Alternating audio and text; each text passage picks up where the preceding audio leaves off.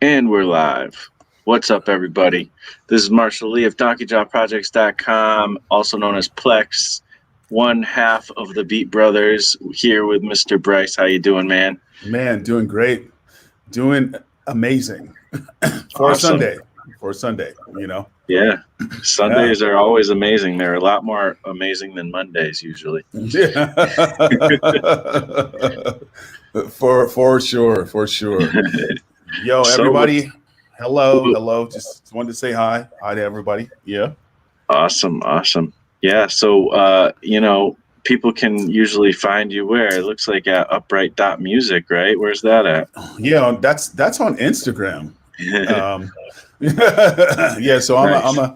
that's where I'm at. Instagram, 100% full throttle. Let's go, baby. Hit me on Instagram if you need me. Upright.music. Sweet.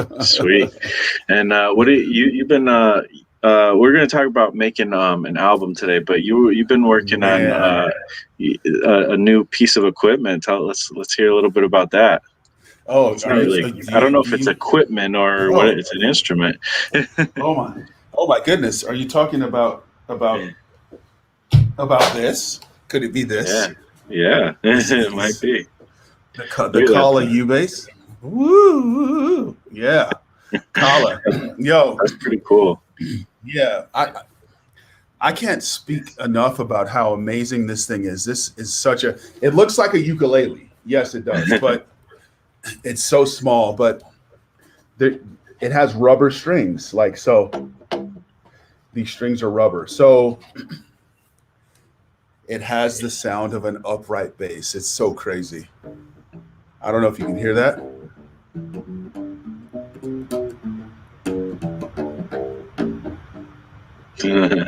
Yeah, it's super fun.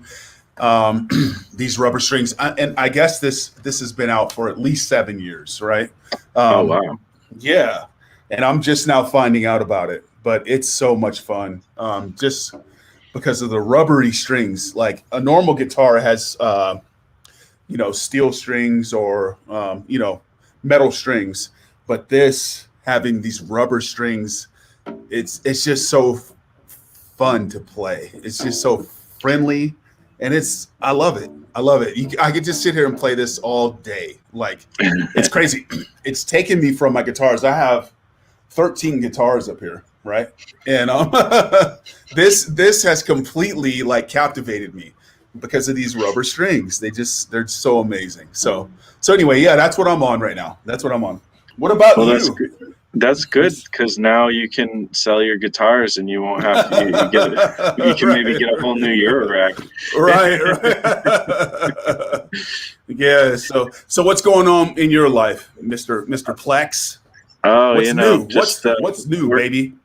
Working on projects. I made a new another new YouTube. So now I have 3 YouTube channels. Okay. It's called Planet Plex. Not to be confused with the no longer in our solar system apparently Planet X. But it's just a place where I can like kind of experiment, play around, make some music. I did my first live stream on there, and I just did like a modular jam, and it was fun, So, nice. If you want to hear me like just play around with music, that's a good place for it, even though I post stuff here too. But yeah, for sure. Dope. So, man. Any new gear in your life recently? I don't know if it was since I think last time we did a video, I got beads, mutable instruments beads. So I'm pretty darn excited about that. I've been playing with that every day. So man, can you give me like a quick rundown of how you feel about that and what it's been doing for you? Well, for people who don't know, it's obviously it's modular Eurorack module, and it's formerly known as Clouds. It's kind of the rehashing of Clouds, which is one of the most popular modules out there. And it just came out, and I just kind of found a way to get one myself. I went to a store and stole it during the night. No, but I found a way to get to one because they sold out really quick. But I just happened to be lucky.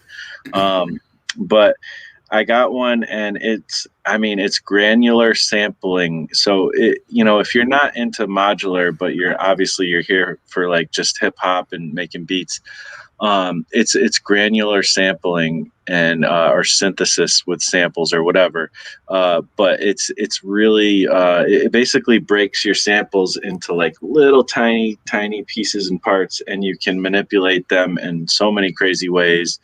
And I don't know. I don't know. It's hard to explain how it works, but it does some cool things. And if you watch, I've been doing the YouTube shorts here on the YouTube channel, and those are fun. And if you watch those, I think maybe all of the videos so far, all of the YouTube shorts are about beads. So you'll get a good taste just from that. Dope. So, Yeah, man. I want beads, but my wallet's telling me like I can't do it. So I'm gonna hold off. I'm gonna listen to my wallet. Yeah, listen to your wallet for at least another couple days. So yeah, I don't know, man. Like, one thing though is it's a little bit hard so far. I'm still, it's a challenge with this modular stuff. I'm getting there, but it's a little bit of a challenge to make an album with it. Yeah, and this is super interesting to me, the topic. So I we just talked about this right before we went on, and the topic of creating an album is so interesting to me because I'm right in that workflow right now. So as someone that's done albums before, I've never released an album. So man, I got to pick your brain on this. Like, let's get started. Yeah. Well, first of all, I mean, before that, like, you have made albums, but they've been, they've been compilations. Right. And so that is part of the whole deal, and recently you just, there was just a thing released from the ModBap guys, who you work with at times, and that's Digging in the Wires. So you guys should definitely check that out.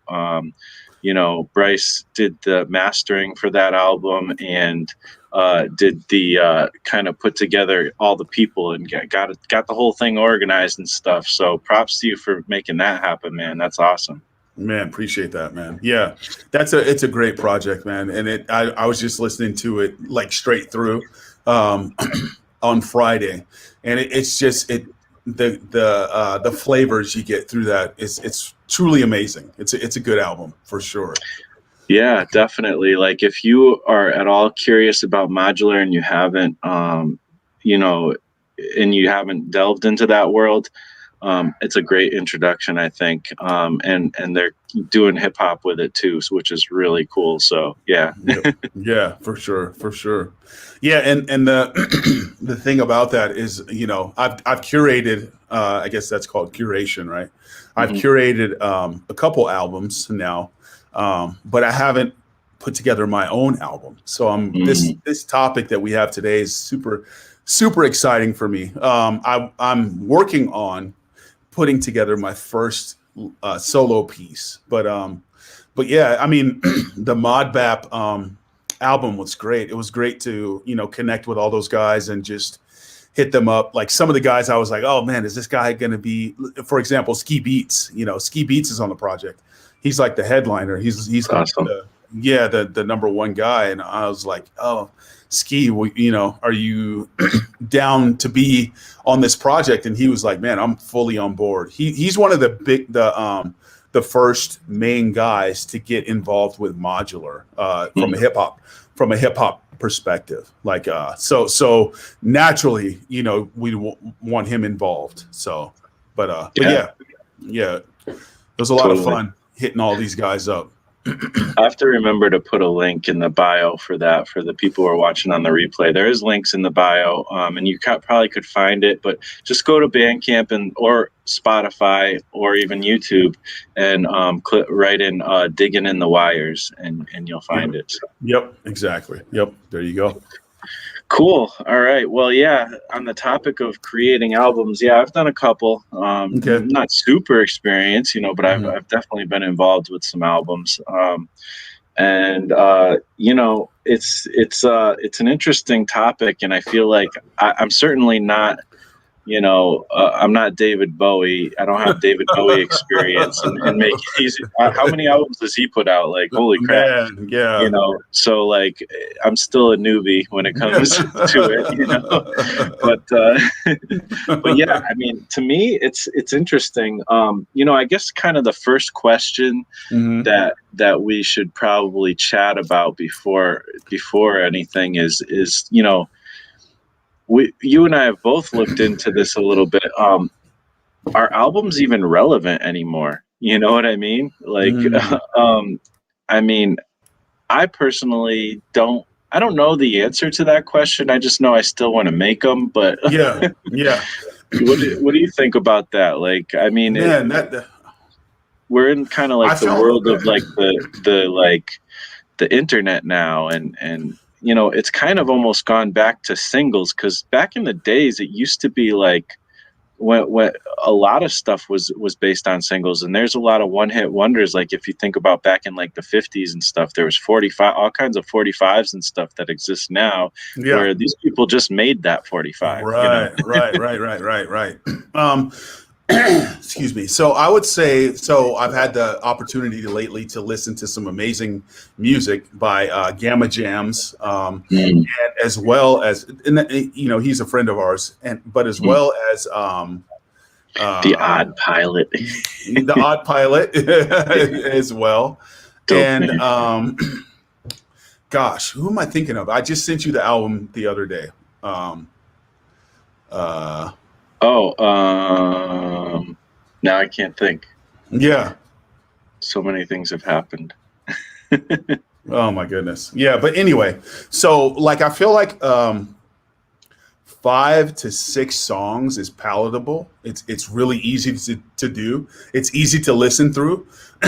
21 songs, like I don't think I can do it, Like I can't do 21 songs. Like I don't even I mean, if it's good music, yes, I'll come back to it and listen through the whole thing. But I feel like to make an impact, 5 to 8 songs is great. Like cut it off there. Like if you want somebody to listen straight through, because that's what, like maybe 20, 25 minutes or so, Mm. Well, that's interesting. I mean, because we're kind of thinking like, is it even relevant now? Mhm. And having five, yeah, in this world, it's like, well, what is the attention span? Right, And so yeah, exactly. 5 to 8 songs is like, Yeah, that might be a sweet spot. I mean, and yeah, also the song lengths have gotten shorter too. Like, for sure, for sure. back in the days, well, yeah, we were talking about Crooklyn Dodgers, the hip Yes. hop track, Hmm. from the soundtrack of what was it called? Just Crooklyn. I don't even know what the name of the movie was, the Spike Lee movie. Okay. Um, Yeah. but it was like, it was the second one, Return of the Crooklyn. I don't remember how much time the first one was, but the second one was 5 minutes long. And I was saying like, man, like this song is so dope. Produced by Premier. It's got Chubb Rock in it. It's got Yep. J. Rue the Yep. Damager, Yep. and I'm blanking on the other guy's name. I can't think of his name all of a sudden. I know. Oh man. It's Sunday. Master Ace. What's that? Master Ace. Oh no, I'm talking about on the Return of the Crooklyn Dodgers or whatever. Oh, But okay. Okay. Gotcha. either way, like it was a 5 minute song, and it's like I didn't feel antsy at all. I wasn't looking at the timestamp or anything. Like, and there's 3 16. I'm assuming 16-bar verses. There's 3 typical size verses. A lot of people, when they make their albums, hip hop albums nowadays, they only do two verses. They don't Mm. usually even do 3 verses anymore. But Right. I never felt like I was waiting for it to end. Like I wanted it to Mm. keep going. Right. So Yeah.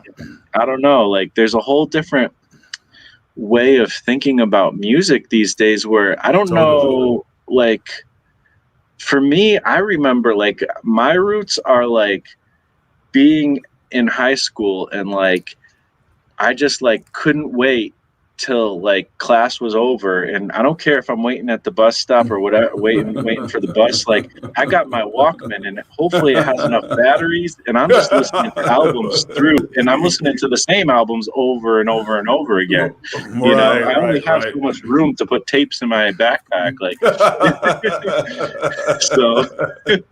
Man, it's crazy because I remember all that too, but nowadays it's all about this, right? So the phone, you know, everything's on this thing. Yeah. So and so like, but I think we do listen to music for lengthy periods of time sometimes. I don't know what everybody's music listening habits are, but usually I think it's within a playlist. Like, do people listen to full albums? I know I do, because to me, the format of an album is like, that's my favorite. Like, I love that. Yeah, for sure. I love it too. So let me ask you this: the album I sent you, and I just realized who it is. It's Damu, the Fudge Monk with Blue. Yeah. Were you able to listen to that in one sitting? I think it's like 8 tracks or so. Were you able to like just sit down and listen straight through? I'm sure. Talking about. But it was you sent it to me on Friday, and when that was happening, it was time for me to make music. I got you. I didn't get to it yet. Right. Okay. Oh, so you haven't listened to it yet? I just listened to the first like minute of the first song. Good. Because that is an album you want to listen to straight through. I guarantee. Oh yeah, I'm looking forward to it, and for me, I get a lot of my music listening in when I'm doing other things, when it's when I'm at work or something, so I listen to music all the time at work, so that's when I really get to pay attention, or driving, things like that. Right. So it's 8 tracks. That album's, I think, about 8 tracks, but it's classic. I would describe it as, anybody listening right now, if you want to like blast to the past with a modern mix, that Damu, the Fudge Monk, Ground in Water is amazing. Check it out. Yeah. You'll be blown away. Anyway, so check that out.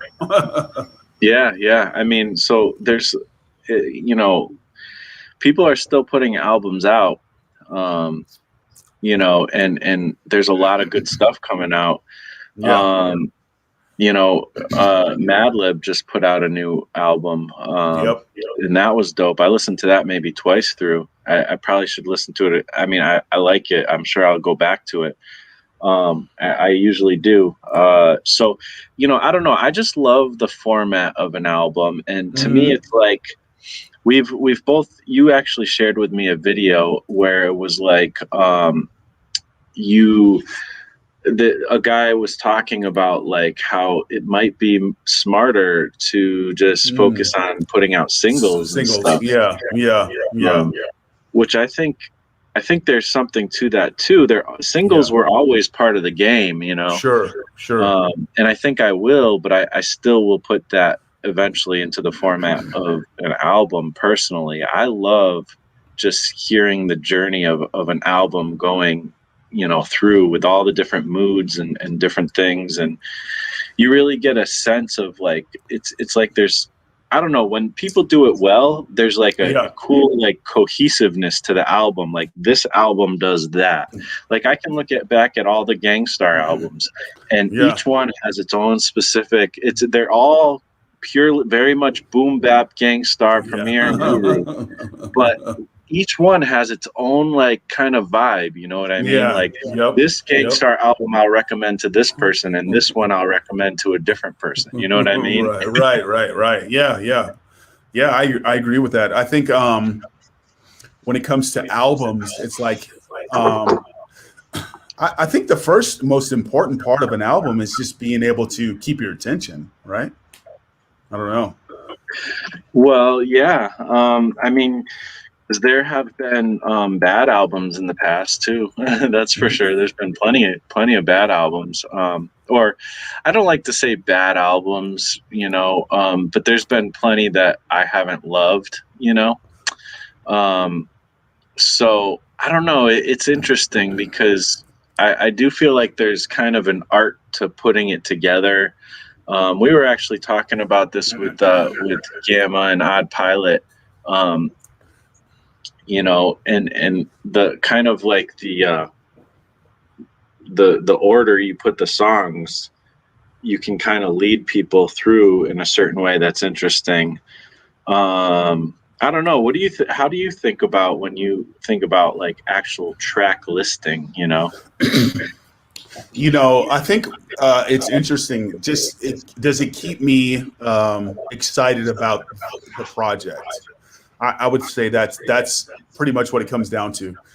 Does it keep me excited about the album I'm listening to?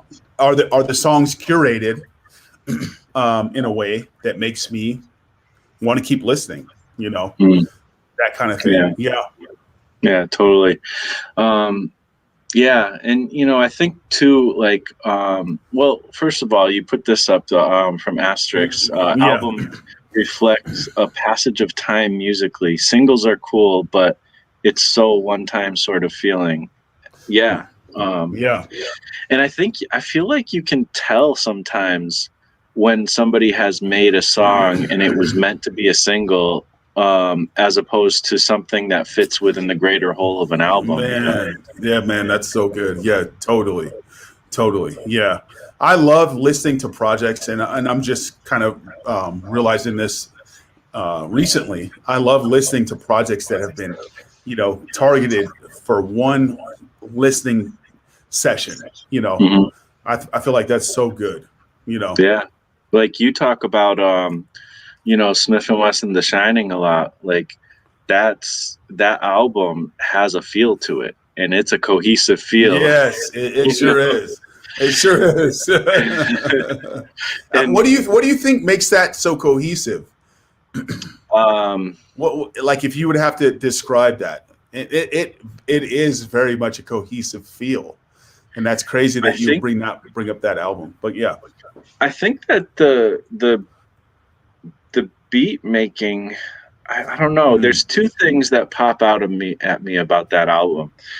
The beat making it's got that like dusty basement, slash street vibe, right. slash cipher on the corner, backpack walking, type of thing. Right. It's got that smoked out vibe to it. And it's just that there's a feel to every song that just runs throughout. There's absolutely kind of some bass heavy stuff. Like you probably already tried to play some of those on the Kala bass. And then the second thing that stands out is the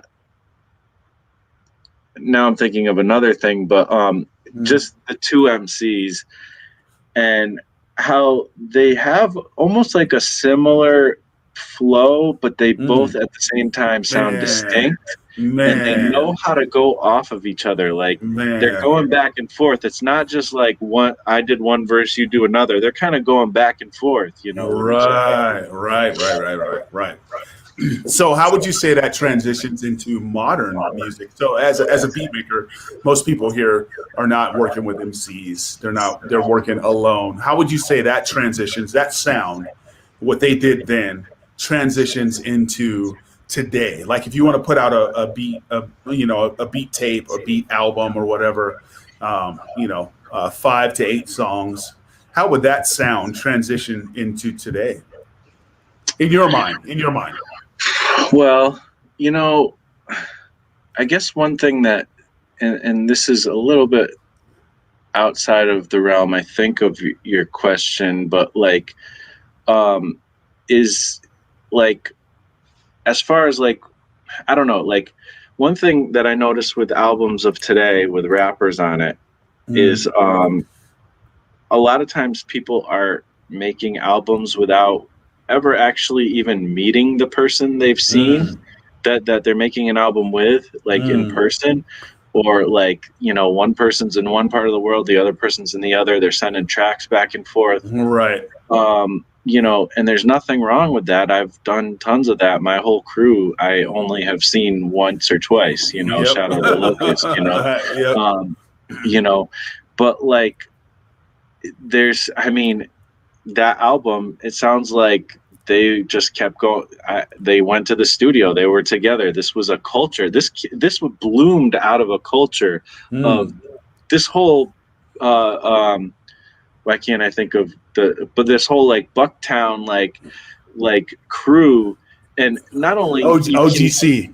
Yeah, you got OGC, you got, you know, Black Moon, you got Smith and Wesson, you got Helter Skelter, like you got all of them, and you can tell that these guys rap together all the time, and their styles, even though they're distinct, they flow together. Like you know, they're always ciphering with each other. Like that's you know, and they know each other's words, and it's so dope, and that you rarely get that anymore. Right. You know who else did that kind of thing was De La Soul. Like, yes, those dudes, like, they just were so cohesive. They went back and forth with each other. You know, Tribe too. Like, you could tell, like, these people knew each other. And even when you heard like Scenario, you know, you got Leaders of the New School plus A Tribe Called Quest. But you know that they're native tongues. Like, they are like they're together. They do shows together. Like, you know, I don't know. Like, you don't get that. So can I ask you this? I want to ask you, like, so when it comes to approaching doing an album, you have way more experience than I do. What's that process look like? Like, what do you start with? Do you start with music? Do you start with a photo? Do you start with art? You know, putting together an album. What does that look like for you? Mean, you know, conceptually from the beginning. Well, I like that you said conceptually, because for me, I like concepts. Like, I like an album to have a cohesiveness. So all of the album projects that I dream about and that I've actually created tend to have some kind of concept tying them together. So my first, I'm trying to think, like, because I had another album before that. Solar Wind Theory. I'm thinking of Solar Wind Theory. Yeah, well, myself. Solar Wind Theory. I'm going to get to that, but I'm just trying to, like, I'm trying to think. There was, there was, I can't remember what my first little album was called, but whatever. Like, I thought it was B-sides first, but that was my second one. I don't know. Anyway, that idea was like, I brought together like, like, it was kind of like a compilation, but I was on every track. So it was like an album where it was kind of my album, but I specifically made almost all of the tracks collaborations. So it was like a collaboration album. Gotcha. I didn't consider that my first album, but I called it B-sides first, you know? I think I remember that. I remember listening to that. Yeah. I don't know where it's at. Is it on Bandcamp or? I don't even know if it's on Bandcamp anymore. I think it might be, but if not, you know, I don't know. I can't put it back on. It's still like in the kind of back in the chamber somewhere, but right. So anyway, how do you approach albums? Like, what's your thought process? Yeah. So it is still on Bandcamp, just if anybody wants to know. Okay. Yeah. But so now I'm kind of, you know what, I could do this. Let me just do this since we can, we might as well. Okay. Share screen real quick. Let's see. Chrome tab. Where is it? This one, I think, is it. Hopefully it is. Here we go. Yep, there it is. This is my Bandcamp. Man, look at how prolific you are, man. What the heck, bro? Oh, there's some private ones. let's go to mine. Oh, whoops, there's nothing there. Oh, never mind. Let's not do that. You have a Bandcamp though, but it's nobody knows. Yeah, There's yeah, not I one. know. Yeah, man, look at I recognize Gun for sure. What's Gun? What is Gun? Just real quick, man. I don't So want to Gun kind of. is That's it's with Dirt, isn't it? this one. No, this was a Shadow Locust kind of thing, but Uh-huh. this was a friend of mine, Prefect. See, it says by Prefecting Complex. Okay, okay, got you. Yep. So he's a dope rapper, and Mhm. I don't even know if he's doing music anymore, but Right, he was in Shadow Locust for a while, and we just did right. this little like kind of EP project, and we were gonna do a Yeah, lot more, but we ended up just doing this, and it's 6 tracks got deep. you, got you, got you, got Um, you. but the idea was kind of to be like I'm not a violent person. But that being said, this whole thing of like lyricism and people have Yeah, yeah, yeah. used it as a metaphor a lot of times, like Right, spitting right. rhymes, like Yep, guns and stuff. yep. So it was, that's why we called it thoughtomatic weaponry. Right, So it was just kind of lyricism and having right, fun being MCs, basically. But it did have that theme of gun stuff, so we put like that kind of stuff within the track throughout the tracks to kind of bring that cohesiveness. yeah. Got you, got you. So Yeah. let's see, let's go Okay, I back. feel that. I feel that. um Yeah, Solar Wind Theory. I've listened to completely. And B-sides first. Is that B-sides first? Yeah, I've listened yeah, to that. Um, this instrument. is the collaboration one. Yeah, But yeah, Solar Wind Theory is really my best kind of I know. thing that Yeah, I've yeah, yeah. done. That's like your highlight project, right?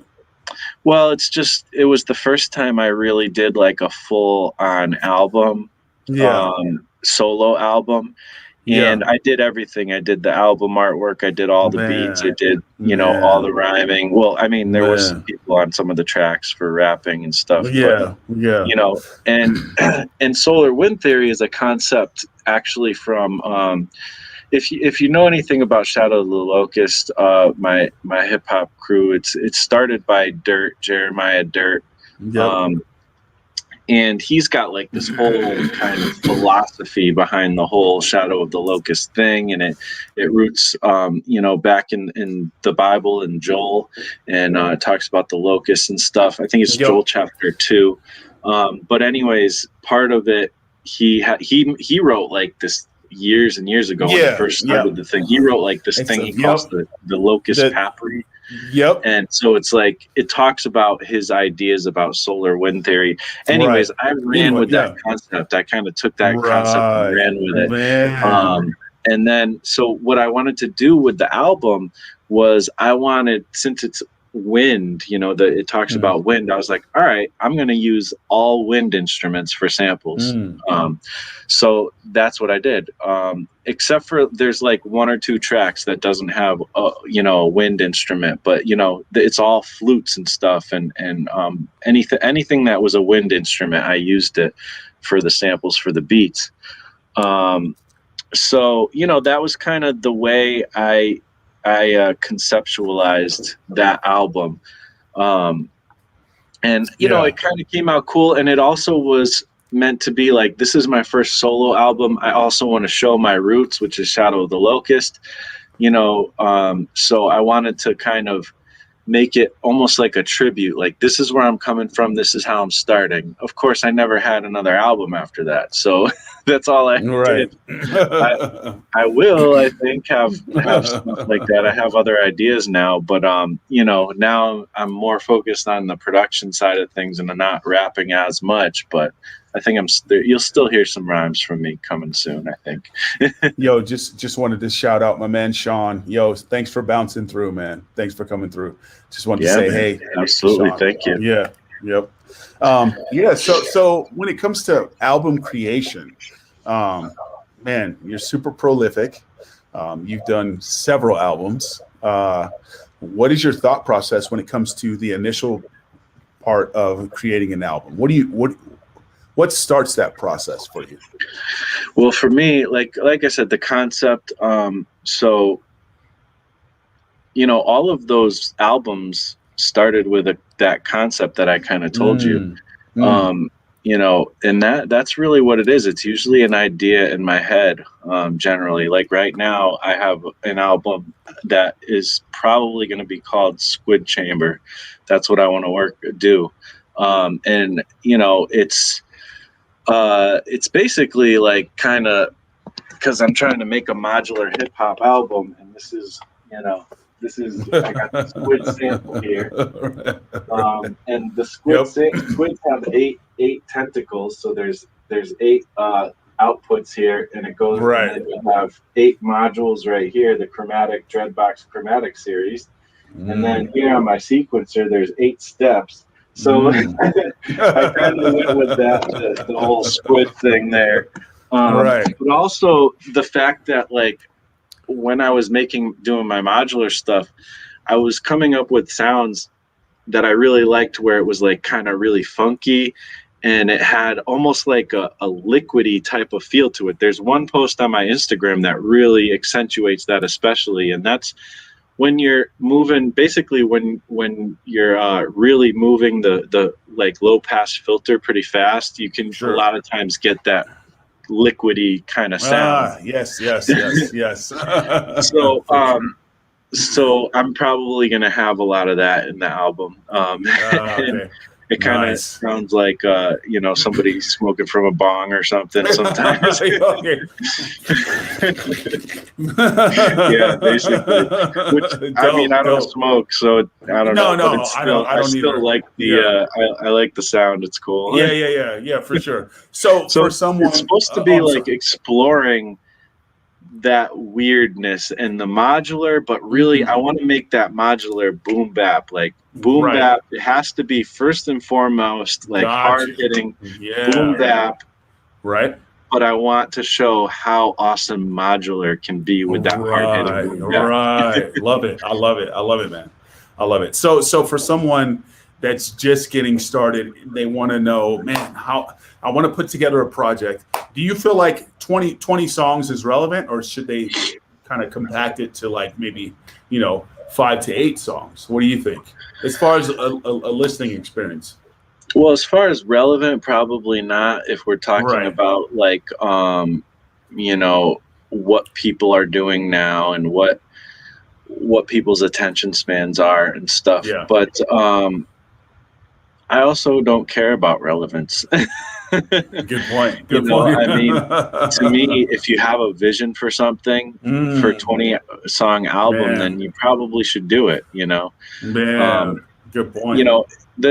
There was a time, when you and I were younger, were in hip hop specifically, but also really everywhere. Everybody was trying to do double albums, or they were doing albums with secret songs.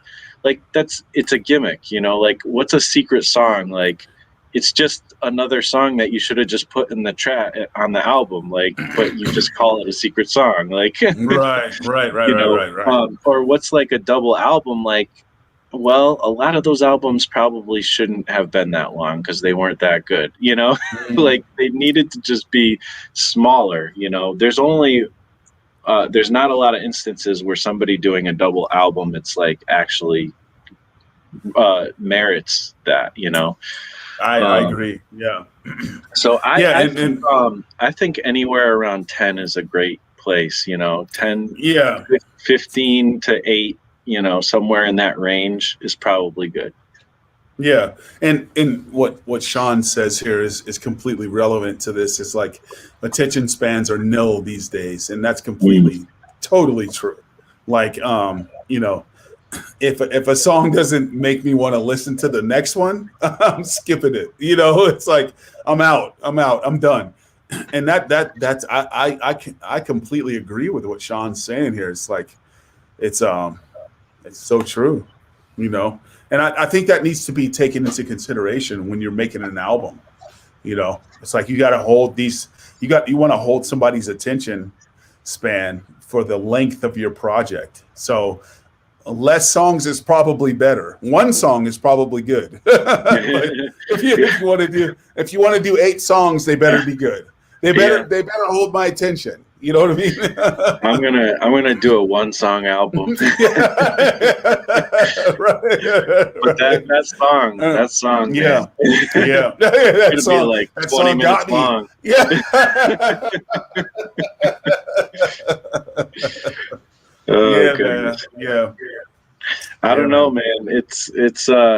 It's tough because, like, I don't know, like, I think that you should be able to hold somebody's attention for that Yeah. long. Like, Yeah, for is sure. that all you have to say? Like, I don't know, like, we're we're human beings. There's a lot more depth to us, you know, and what is our music but an extension of that, you know, like, Right.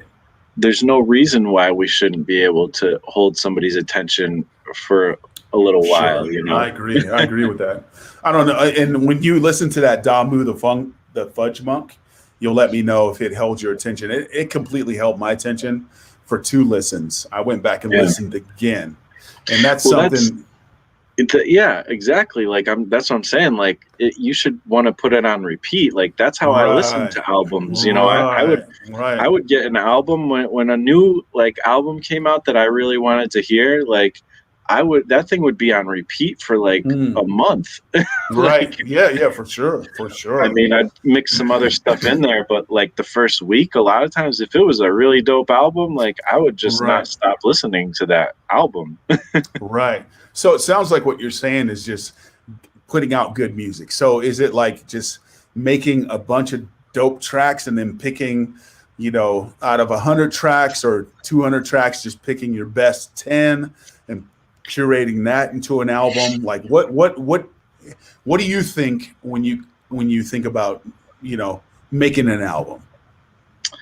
Well, I think that it's definitely important to pack your punch, you know, like, you're kind of like what you're saying, like, you really want to make each track count. You know, one of my favorite albums ever is in hip hop is you know, Reflection Eternal by Talib Kweli, which I shared with you. And, you know, as I was listening to it, I was loving every minute of it recently when I re-listened to it again after a long time. But it did go a little long. You know, there were like towards the last few songs or whatever, and I think you mentioned it too. Like, it was like, yeah, this is all dope, but it was like they did put probably 3 or 4 too many tracks on that album. You know, so, you know, it is tough. I think for me, like, it's tough because, you know, especially before, I would say, like, you know, am I going to make, you know, 50 songs so that I can come out with 10 songs? Like, I ain't got time for that. You know, but, you know, I don't know. I just think that I think you can be intentional about things and only make even the amount of songs that's going to be on the album. There's 2 different ways to creating that I always look at, which one, it's like sculpting, you know, creating a sculpture. Like, there's the artist who gets, you know, a block of marble, and then they chip everything away. That's not, you know, that's not the sculpture. That's the figure. Right. Yeah. Right. Yeah. No, and then there's the artist that, you know, they create an armature and they build on top of that until they have the thing that they need. So I'm more of the person who builds the armature generally.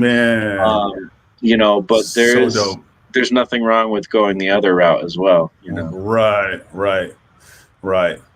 Man, so I want to ask you specifically about solar wind theory, because I've listened to that probably ad nauseum. Like, I think anyone, I don't think I've heard anybody say that before. Yeah, I'm the first one. So sweet. Thank you. So solar wind theory came about because of, I think you mentioned it just a second ago, but if you could kind of go over that again. Well, like I said, it kind of came about as, like, I wanted to pay tribute to where I come from, which is, you know, Shallow Locust. You know, they're kind of, that's my crew, even though we hadn't made an album yet at that point together as a whole group. Right. But we were still a crew, and it was cool. But you know, I wanted to pay tribute to that, and I also wanted to do my own kind of solo thing. So Yeah. yeah, like I said, I used wind instruments, for Right. throughout the whole thing for samples, and it was just. I mean, Man, that's so dope. there is a concept to it because, like, Yeah. the whole idea of solar wind is like, I don't know. There's like a spiritual element to it, to Okay. where like you have to kind of listen to the album. It's been a while since I've gone over that. Right. Right. Right. But yeah, it's something that kind of dirt brought out that I resonated with. Okay. But So it it's sounds just a like there's boom a bap album, basically, right. Okay. Got you. in Got you. in the vein that I like to do. Got you. Got you. Yeah. It sounds like a couple concepts came together and you kind of massaged them, and solar wind theory was the result, right? Yeah, and also like it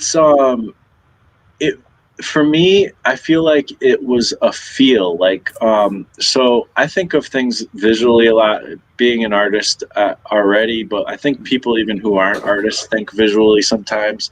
But to me, like, this album, like, it was like or any album, I should say, like, there's with art, like an art illustration that you do, especially if it's involving color, a lot of times you'll create like a mood with the color, and you come up with a color scheme. And so to me, like, I think of even music in colors, and I feel like there's a feeling that I want to get across with certain projects. Like with the Gun album, I wanted to come and bring, the same boom bap that I like to make, but a little bit more on the aggressive side, a little bit more heavy on the lyricism side.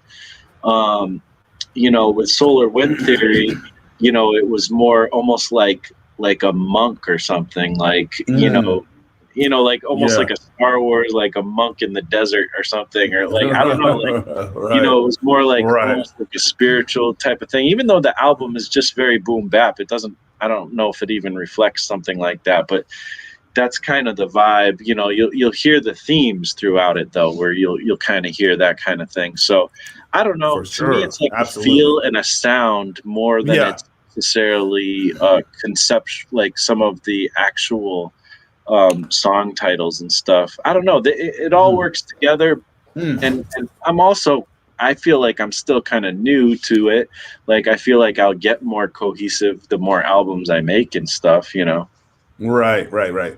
I just wanted to. I knew I'd eventually get this comment. So that's the time. So it's 7 now. It's a 6, and it's 5 now. So no, Sean. So that's a dB meter. It's a dB meter. It gives me the decibel readout in the room. Pretty cool. Like when I'm making music, I can get a kind of a baseline for where my music sits at. So as I talk loud, watch, I'll scream, ah, goes up to 90, right? So yeah, it's just a dB meter. That's all that is. So That's cool. yeah, I yeah. like So Frank's comment about the time bomb. time Sounds bomb. our art nation. That's the one I just had up. Um, Oh, yeah, I changed it after, because oh, okay. Oh yeah. Man, um, thanks to everybody showing up, man. We love you guys. So happy to have you guys just hanging out with us. Much love yeah, to everybody, man. totally. So I kind of wanted to flip the question around, because you're thinking about making an album, and we've been talking Yeah. about it. Shout out to Gamma, because he actually came up with a couple ideas that I thought were interesting, as far as doing a cohesive album. And he mentioned about like doing the artwork first, kind of having that visual concept. But as you're approaching wanting to do your first project, like, what has been your thought process?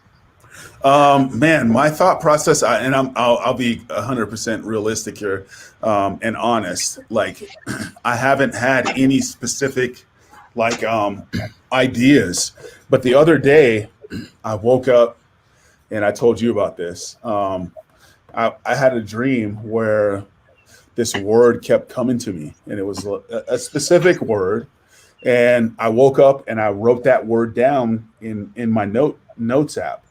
And that specific word, has kind of fueled the ideas about the album that I'm going to do. So I based everything that I'm going to do on this album around that word. Just giving it the the forefront of everything. It's leading this album. So yeah. I don't know. That's what I mean. That's why I'm here with you, trying to pick your brain about building an album, because I don't know what I'm doing. Well, and it's. I mean, that's why I asked you, because from our conversations is like, I think that's how it works. It tends to work. You kind of find something to hone in on, and it could be a word, it could be a visual, it could be a sound. There's always, it's the same thing as creating a song too. There's always kind of something you hone in on, and you're like, okay, I'm gonna work around this. And I don't know, that for me, that's how it tends to work with things. And a lot of times it's almost like a vague feeling, like more than anything. And I just want to get that across. Yeah. So for me, building my first album, this is my first album. This is something I'm going to put together. I think about 5 songs is what I'm going to do, but it's definitely built on an idea, and I want to hone in that idea and do my best to keep people listening for those 5 songs, That's my goal. Yeah. I want everything to be dope. Man. I know I'll be listening. So yeah. Again, I just wanted to just kind of mention, once again, shout out to Gamma Pods. Check him out on Spotify. He's got music on YouTube. He's got cool stuff.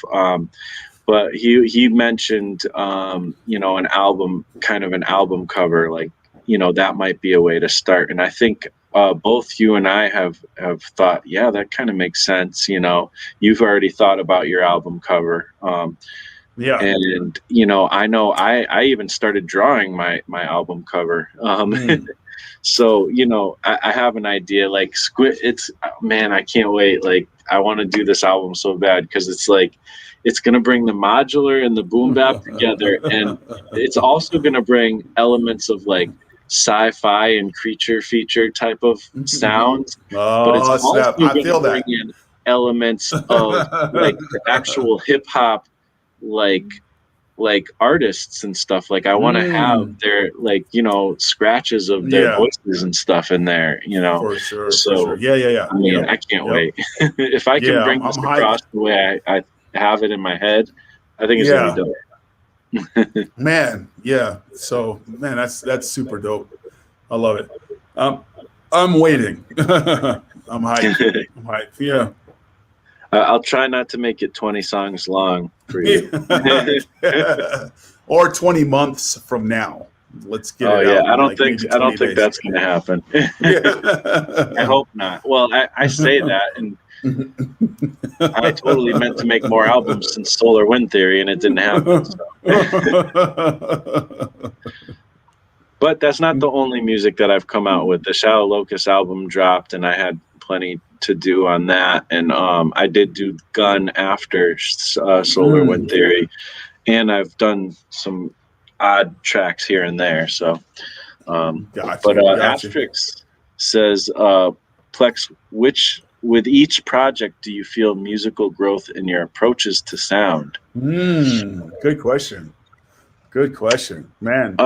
Yeah, definitely a good question. I feel like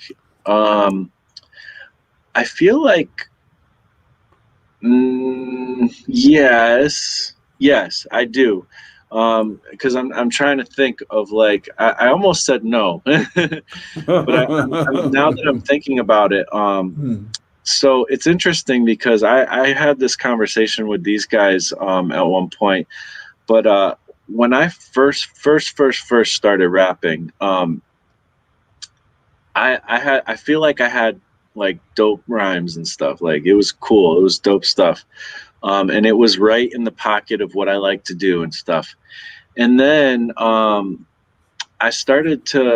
went to Bible college for a little while, and I started to get really heavy. Like my faith has been a big part even throughout all of my music and art stuff. But there was a time where I got like almost ultra Christian, and so I went that route and really just I tried to put together songs, and it was like literally trying to preach type of thing. And I don't like that stuff as much. I feel like I learned a lot during that time how to put together songs and stuff, but it doesn't have it doesn't have the feel of what I like to do with lyricism and exploring art. I put the kind of the preachiness above the art type of thing. And, I don't regret doing that. I think that was an exercise as well. Sure. But now, I've since very much just gone back to the way that feels natural to me. Yeah. Just being creative, right? Pretty much. Right. Yeah, Just being, Yep. And yeah. including my beliefs within it still, but it's not that overly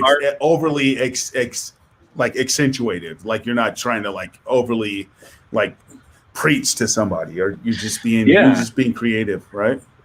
Yeah, and the thing is the creativity and the artsy side of it is just as valid. God created me to be creative, like Right. he put that in me, so Right. like there's nothing wrong with being Right. as creative as I it. am also sharing it, man. what I Love it. believe in, Yeah, I love it, man. So anyways, so in that way I do feel like I progressed, but I also learned some things from trying that out. So sometimes I feel like creatively, and you can see it through albums, creatively, I think we go through awkward phases sometimes. Like it doesn't even have to be something in the realm of that preachiness or whatever, but like we go through sometimes awkward phases. So from project to project, have you grown? Like is it? And then so the next project would be like B-sides, which to me there was a lot of growth there. That was, I don't know, that was working with people, learning how to work with people, working with different producers. There was a whole interesting aspect with that. And then I went on to Solar Wind Theory, which was me doing everything, still working with people sometimes, but I do feel like, I was much more myself in that. I was much more coming into my own, but I still feel like I haven't gotten there yet, So would you say to the aspiring producer, somebody that just got a computer, they're just starting to make beats, like one of the things you would convey to them is from project to project, you're going to grow? Would that be something you would say? I think you will definitely grow, and I think there's something, because to me, the reason why I almost said no because I feel like I'm always growing as an artist, whether I'm finishing an album or not. So it kind of, my sound is growing, evolving, but there is something to be said for finishing an album. Like you don't know how to make an album until you've made albums. Like so I do feel like finishing a project is really important. Even finishing one song is really important to help grow in your style or sound. For sure. A lot of people get caught up in making a loop, making something short and not finishing a song. So that is so relevant to the conversation, like completing a song. Like finish that track you did, arrange it, get it to a place where you feel like it's a completed song, and then, move on to the next one at that point, right? Yeah, it's true. Like I like that you brought out the loop thing, because I have a lot of music that stayed in loop phase, You're not the only one, trust me.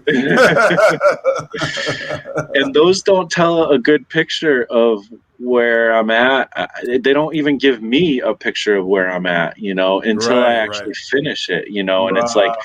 like I can look at my beat Man. sketches volume 1, Right. and I can see the progression of how I got, what I was learning, because it isn't a linear Right. fashion. I Uh-huh. dropped each song as it was made, you Right. know, except for there's one that sticks out, and that was I made before I actually even thought of that album. And I put it in there because I was looking at my beats and I'm like, is there anything else I want to add to this album?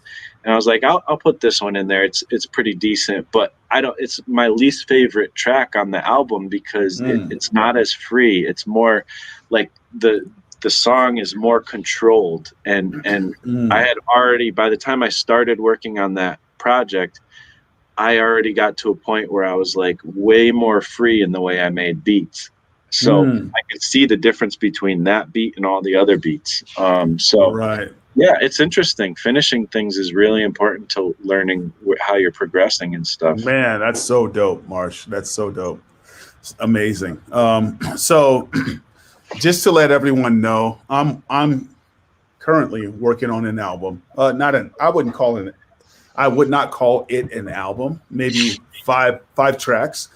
Marsh is definitely helping me like get the ideas together, and figure out what my song structure should be, how songs should fit together. And this is new to me. So this topic right now, I love it. I'm completely on board with this. If anyone watching this has any questions on building songs or putting songs together as far as an album project goes, man, hit us up. Hit up Plex on IG. Oh, your IG's not there. Well, you can hit me up too. Well, there's links in the description. The Okay. IG Yeah. still does exist, but I Okay. have Yeah. issues with that. Gotcha. Also, as far as finishing tracks, I mean, Bryce has, enough tracks that he's finished to Yeah. have created probably five song Maybe. albums at Yeah. least. But so it's not like you don't have experience, and I mean, listen, like, what about you? Like, from track to track, I mean, I know I see growth. Yeah. Do you feel like from finishing tracks, your sound has grown? Absolutely. Absolutely. Over time, I've learned things about mixing, about song structure, arrangement, those types of things. I've definitely learned a lot over the years, and I think it just comes down to just those 10,000 hours, right? What do they say? You spend 10,000 hours doing anything, you are going to become a master, right? Hmm. So that's kind of Yeah. what it comes down to. Yeah. What about like expression too? Like, I feel like you're freer and more able to express a musical idea now, maybe, than you felt like you were before. Yeah, yeah, I would say so. Yeah, yeah. I don't know if I'm just more comfortable like expressing those ideas, and I realize that I just have to be myself, as it is.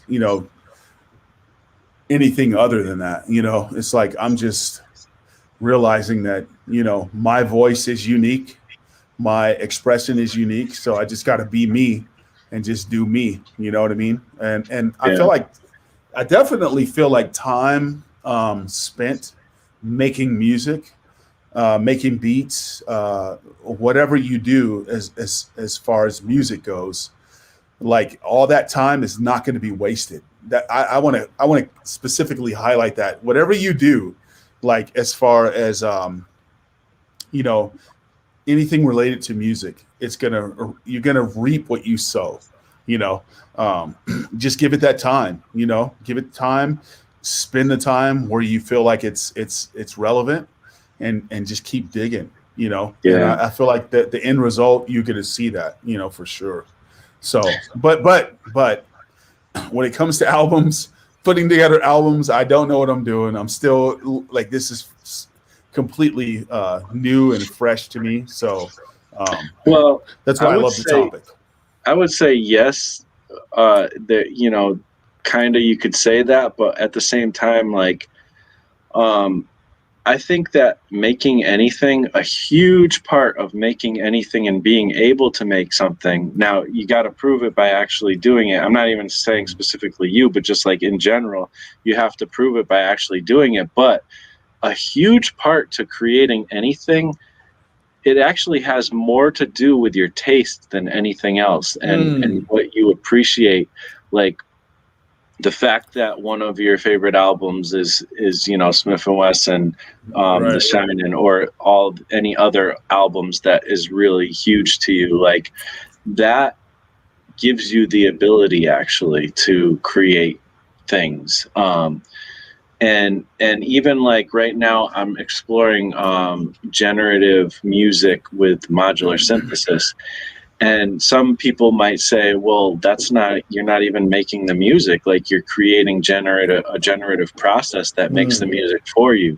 But that's not how it actually works. Like, yes, you're creating some generative processes that make sounds and do certain things, but it's your ear, you know, you're listening for the things that you like, and you're choosing to keep or discard what you do like and don't like, you know. Good. Yeah, love it. I love it, man. I love it. So in a way, you already know how to make an album. You just got to bring it into realization, you know. So I guess if we had to wrap up this topic, what would you say would be something? How would you kind of direct someone completely fresh to this topic? What would you say? Well, if you want to make an album, you know, first of all, it starts with the spark of an idea, and second of all, it has to do with your taste. What are the albums you like? What is your influences? And don't make that thing, you know, make your own version of that thing, you know, you know, find, you know, the 10 albums, 5 albums that you love. And what are it's even worth it to, you know, write some lists down on paper. Like I do that all the time. Write down exactly, like examine, reverse engineer, like examine what you do and don't like about certain albums. And literally, like, this is what I want to do. Like, I wrote out a formula. I think it might even be in this, of what I want, you know, Squid Chamber to be. And it's basically, I already told you guys what it is, because that's what it is. You know, I want it to have these elements, and I don't want it to have these elements, you know. Right. So just getting an outline for what you want, basically. I think of it as like creating a recipe, you know, like, you know, you can make shepherd's pie and I could make shepherd's pie, and those two shepherd's pie are going to be different, you know, but they're still the same dish. You know what I mean? Like, the mixture of spices is what it's going to be, you know, or whatever ingredients, you know? Right. So I don't know. That's how I think of it. We do have this one question here. I don't want to miss it. Oh yeah. It's going to be just strictly instrumental. Yeah. With maybe some samples of like, you know, classic hip hop in there. Yeah. Yeah. Cool. Yeah. And I know you didn't ask me, but I think I'm going to at least have some rap on it. And I don't know. I might rap on all the tracks. I don't know. But I know one thing. If I do rap on all the tracks, there will also be an instrumental version of the album. Any album that I rap on, I'll probably have an instrumental version as well. So. Okay. Yeah. Dope. Well, I guess that kind of sums up this this conversation. Did you have anything else you wanted to add to this, or? You know, not really. You know, I think I just think that whatever people's attention spans are or are not, like, I think your vision is important. Like, everybody out there, like, we all have something to bring to this world. You know what I mean? Like, you know, I feel like we all have, where, especially, if you're a creative artist, musician, like that you don't have these things inside of you for no reason. And if you Man. don't create that thing that is in your vision, whether it's a 20-song album or a 1-song album, if you don't create that, you're depriving the world of what the gift Man. been given, to put out there. Man. So That's so good. That's so I good. think you need to do that, whatever it Yeah. is. What's our tagline? Helping you create. We're being creative in a way that we hope will help you be You more be more creative as well. creative. Yes, and that sums this up right here. Totally. Guys, thanks for everybody that showed up in the Absolutely. live stream. Man, we love you guys. Appreciate you, Sean. Asterisk, yeah. Everybody that showed up, man, much love. Like, Yeah. you know who you are, and so thank you guys. Marsh. So yeah, man, close it out. What do you think? Yeah, I think it's good. Again, like he said, thank you, and everybody on the replay too. Please feel free to like, comment, and subscribe. If you like what you're hearing here, like, please, share with people. Like, there's we're doing these videos because we hope that it helps people, and we're also building, I feel like, a community, and we just want to connect with you guys. I like, and women, men and women, like it, because I know Asterix, we know who you are. So yeah, we want to connect with you, everybody. So feel free to reach out to us at any time, and we'll be happy to if you have any questions or whatever, we'll be happy to chat. Yeah, for sure. Much love to Asterix. Just wanted to highlight my man, or just wanted to throw that up there. Asterix, love you. Yeah. No, I've seen her YouTube videos and stuff before. They're dope. So I think you have too, actually. We talked about it at one point. So yeah, shout out to you. Yeah, definitely. So yeah, we're gonna close it down, and man, so with all of that, as the time bomb is clicking down behind Bryce, thank you for watching, and we'll talk to you guys on the next one. Yeah, for